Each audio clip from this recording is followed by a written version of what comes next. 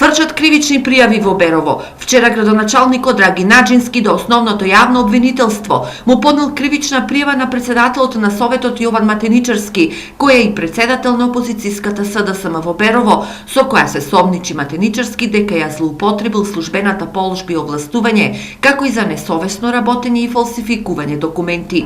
Овие наводи Наџински ги документирал за донесената одлука од Советот за формирање помалку паралелки во Беровската гимназија, што била спротивна на насоките од Министерството за образование. За број на паралелки донесува одлука со намалување на бројот на паралелки, тоест во гимназискиот дел намалува една паралелка, прави, тоест од 5 гимназиски паралелки изгласува 4, што е спротивно на законот. Значи интенцијата негова е да направи раздор, да направи вештачки технолошки вишок, да направи потешки услови за одвивање на наставата кај учениците. Деновиве за со Совет формираните 6 паралелки наместо предвидените 7 се огласил и Државниот просветен инспекторат. Мислењето на Министерството за образование и наука е дека се обезбедени финансиски средства за функционирање на сите 7 паралелки и да работиме по нивното мислење.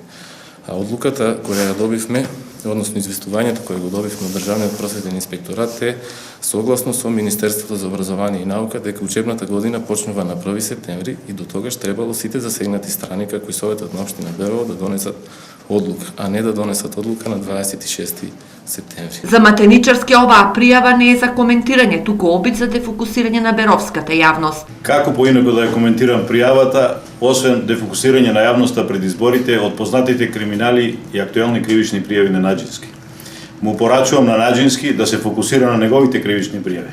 Одлуката за да се формираат помалку паралелки, социјалдемократите ја темелат на намалениот број ученици. Бидејќи не може вештачки да се формираат паралелки, а во континуитет бројот на ученици да се намалува.